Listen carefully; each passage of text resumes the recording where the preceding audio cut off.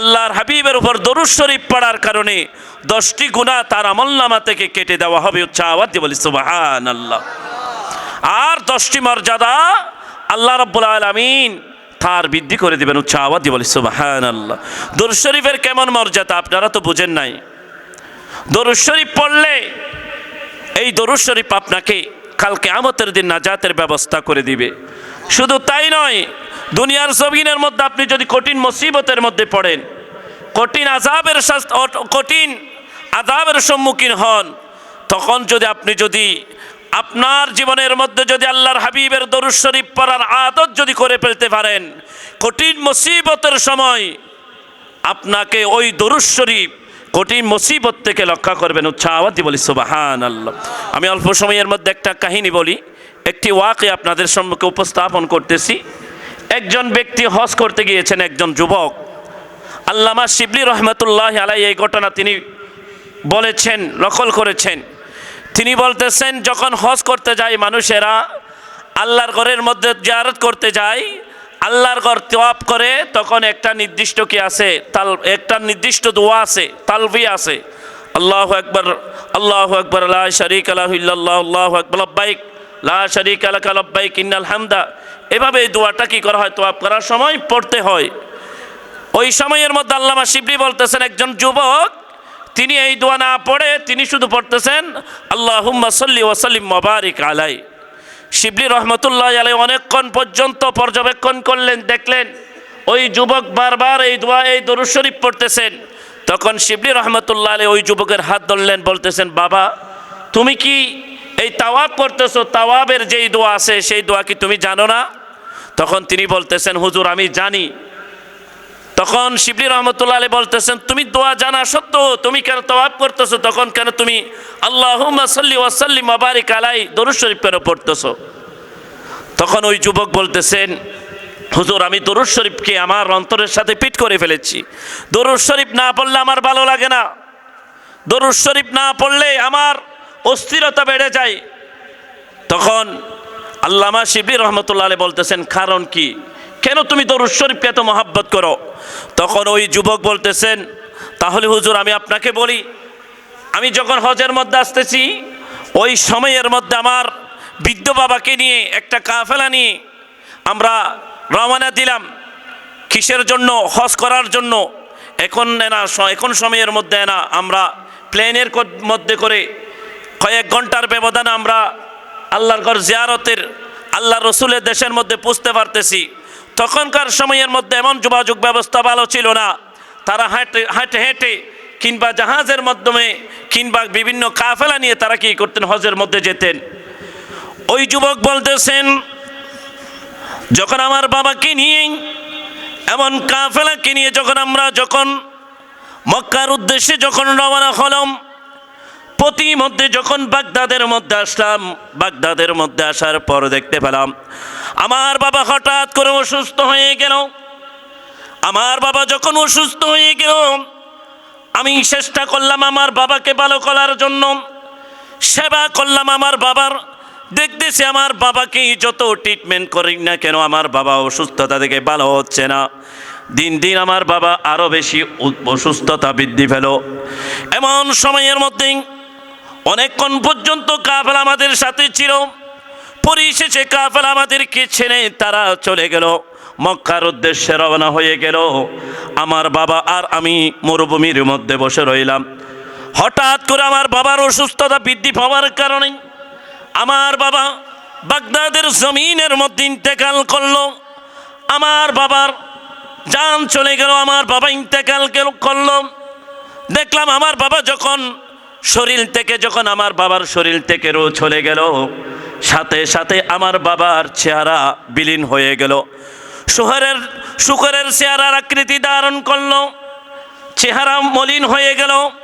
যেই চেহারা দেখলে মানুষেরা ভয় পাবে, যেই চেহারা দেখলে মানুষেরা আমাকে তুচ্ছ তাচ্ছিল্য করবে, মানুষেরা বলবে কোন পাক করেছে জানি না, যার কারণে চেহারা বিলীন হয়ে গিয়েছে। এই অবস্থা দেখে আমি কান্না করতে করতে হঠাৎ করে আমার ঘুম চলে আসলো। ঘুম চলে আসার পর আমি দেখতে পেলাম ওই সময়ের মধ্যে আমার বাবার শিওর একজন নুরানি চেহারাকৃত ব্যক্তি, সুন্দর পোশাককৃত ব্যক্তি, সাদা পোশাক পরিধানকৃত ব্যক্তি, পাগড়িওয়ালা ব্যক্তি, সুন্দর একজন ব্যক্তি এসে আমার বাবার চেহারার মধ্যে হাত বুলিয়ে দিলেন। উচ্চ আওয়াজ দিয়ে বলি সুবহানাল্লাহ। আমি স্বপ্নে দেখতে পেলাম আমার বাবার চেহারার মধ্যে যখন হাত বুলিয়ে দিল, সাথে সাথে আমার বাবার চেহারা আবার সুন্দর হয়ে গেল, আগের চেয়ে অনেক বেশি সুন্দর হয়ে গেল, নুরানি হয়ে গেল। এই অবস্থা দেখার পর আমি অনেক খুশি হয়ে গেলাম। আমার বাবার চেহারার মধ্যে হাত বুলিয়ে দেওয়ার পর ওই ব্যক্তি আবার চলে যাচ্ছেন। আমি পিছনে পিছনে গিয়ে ওই ব্যক্তিকে ধরলাম, আমি তার পায়ের মধ্যে লুটিয়ে পড়লাম। আমি বললাম, আপনি কে? এই কঠিন মুসিবতের সময় আমার বাবার চেহারা মলিন হয়ে গিয়েছে, আমার বাবার চেহারা বিকৃত হয়ে গিয়েছে, আমি লজ্জায় মাথা নত হয়ে গিয়েছে। এই কঠিন মুসিবতের সময় আপনি কে এসে আমাকে এত বড় উপকার করলা? তখন ওই ব্যক্তি বলতেছেন, তুমি কি আমাকে চিনতে পারো নাই? আমি হচ্ছে তোমার নবী, তোমার বাবার নবী, দু জাহানের বাদশা নবী সৈয়দনা মুহাম্মদুর রাসূলুল্লাহ সাল্লাল্লাহু আলাইহি ওয়াসাল্লাম। উচ্চ আওয়াজ দিয়ে বলি সুবহানাল্লাহ। ওই যুবক বলতেছেন,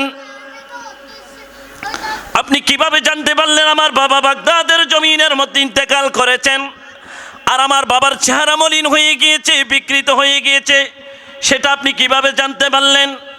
তখন আল্লাহর হাবিব বলতেছেন, ও যুবক, তাহলে শুনো, তোমার বাবা দুনিয়ার জমিনের মধ্যে তেমন বেশি ইবাদত করতো না, তেমন বেশি ইবাদত করার সুযোগ ছিল না, কিন্তু তোমার বাবার একটা আদত ছিল।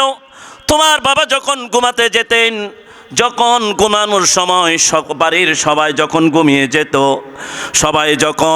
তারা যখন আরাম করত, তখন তোমার বাবার আদত ছিল, তোমার বাবা ঘরের লাইট বন্ধ করে দিয়ে বিছানার মধ্যে বসে বসে প্রতিদিন 700 বার আমি রসুলের উপর দরুদ শরীফ পড়তো। উচ্চ আওয়াজ দিয়ে বলি সুবহানাল্লাহ। তোমার বাবা যখন দরুদ শরীফ পড়তো, তখন দুনিয়ার জমিনের মধ্যে আল্লাহ রাব্বুল আলামিন কতগুলো ফেরেশতা নিয়োজিত করে দিয়েছেন, যাদের কাজ হচ্ছে দুনিয়ার জমিনের মধ্যে, পৃথিবীর জমিনের মধ্যে যে স্থানে হোক না কেন, যেখানে মানুষেরা আল্লাহর হাবিবের উপর দরুদ শরীফ পড়বে, ওই দরুদ শরীফগুলো কি করে সঞ্চয় করে, ওই দরুদ শরীফগুলো তারা লিপিবদ্ধ করে আল্লাহর রসুলের কাছে নিয়ে হাজিরা দেন। ওই ফেরেশতাগুলোদেরকে বলা হয় সাইয়াহিন ফেরেশতা।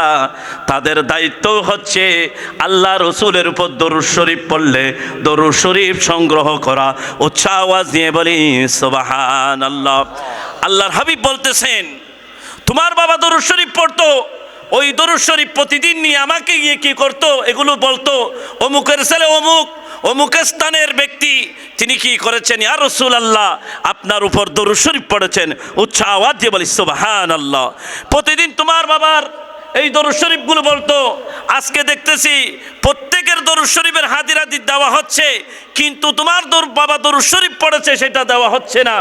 তখন আমি ফেরেশতাকে জিজ্ঞাসা করলাম, ও ফেরেশতারা, ও সাইয়াহিন ফেরেশতারা, অমুক স্থানের মধ্যে এমন একজন ব্যক্তি রয়েছে যেই ব্যক্তি প্রতিদিন আমার উপর দরুদ শরীফ পড়ে, আজকে কি ওই বান্দাকে আমাকে বলে গিয়েছে, ওই উম্মতকে আমাকে বলে গিয়েছে, তিনি কি দুনিয়ার মায়ার মধ্যে পড়ে আমার উপর দরুদ শরীফ পড়া ছেড়ে দিয়েছে?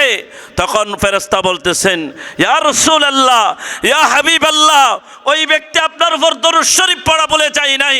ইয়া রাসূলুল্লাহ, ওই ব্যক্তি আজকে কঠিন মুসিবতের মধ্যে রয়েছে, বাগদাদের জমিনের মধ্যে ইন্তেকাল করেছে, ইন্তেকাল করার কারণে তার চেহারা মলিন হয়ে গিয়েছে। ইয়া রাসূলুল্লাহ, আপনার উম্মত আপনাকে বলে যায় নাই, বরঞ্চ তিনি ইন্তেকাল করেছেন। উচ্চ আওয়াজ দিয়ে বলি সুবহানাল্লাহ। দয়ার নবী, মায়ার নবী, এই কথা শোনার পর তিনি আর স্থির থাকতে পারলেন না। আল্লাহর হাবিব আমাদেরকে কত মোহাব্বত করেন, কত ভালোবাসেন, যার কারণে আল্লাহ রাব্বুল আলামিন তার হাবিব কেমন করে পাঠিয়েছেন, ওয়ামা আরসালনাকা ইল্লা রাহমাতাল লিল আলামিন। উচ্চ আওয়াজ দিয়ে বলি সুবহানাল্লাহ। রাহমাতাল লিল আলামিন নবী, তিনি 63 বছর উম্মতের জন্য কান্নাকাটি করেছেন। 63 বছরের মধ্যে এক মুহূর্তও তিনি উম্মতের কথা বলে থাকেন নাই। ওই মায়ার নবী যখন শুনতে পারলো তার একজন উম্মত বাগদাদের জমিনের মধ্যে তিনি ইন্তেকাল করেছেন, ইন্তেকাল করার কারণে ইন্তেকাল করার পরবর্তী সময়ের মধ্যে তার চেহারা মলিন হয়ে গিয়েছে। আল্লাহর হাবিব সোনার মদিনার মধ্যে থাকতে পারেন নাই।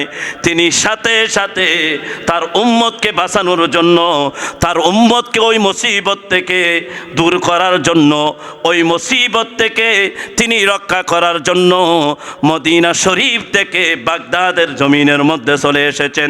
উচ্চ আওয়াজ দিয়ে বলি সুবহানাল্লাহ। তেমনি ভাবে যদি আমরা আল্লাহর হাবিবের উপর ভালোবাসা মহাব্বত থাকে, আল্লাহ রসুলকে যদি অন্তর দিয়ে ভালোবাসতে পারি, আল্লাহ রসুলকে যদি জান দিয়ে ভালোবাসতে পারি, আল্লাহ রসুলের উপরও যদি মহাব্বত নিয়ে দরুদ শরীফ পড়তে পারি, কাল কিয়ামতের দিন কঠিন মুসিবতের সময় কেউ আমাদের পাশে না থাকলে, আমাদের ছেলেমেয়েরা আমাদের পাশে না থাকলে, আমাদের স্ত্রী আমাদের পাশে না থাকলে, আমাদের বাবা মা যদি আমাদের পাশে না থাকেন, যিনি আমাদের পাশে এসে দাঁড়াবেন তিনি আর কেউ নয়, তিনি হচ্ছেন সৈয়দুল মুরসালিন সৈয়দনা মুহাম্মদুর রাসূলুল্লাহ সাল্লাল্লাহু আলাইহি ওয়াসাল্লাম। উচ্চ আওয়াজ দিয়ে বলি সুবহানাল্লাহ। ওই যুবকের ঘুম ভেঙে গেল এই অবস্থা দেখে। দেখতেছেন তিনি তার বাবার চেহারা থেকে তিনি কি করলেন, কাপড় সরালেন। সরানোর সাথে সাথে দেখতেছেন আল্লাহর হাবিব যেভাবে স্বপ্নের মধ্যে হাত বুলিয়ে দিয়েছিলেন, হাত বুলিয়ে দেওয়ার কারণে যেই চেহারা নুরানি হয়ে গিয়েছে, দেখতেছেন সাথে সাথে তার বাবার চেহারা নুরানি হয়ে গিয়েছে। উচ্চ আওয়াজ দিয়ে বলি সুবহানাল্লাহ। এবং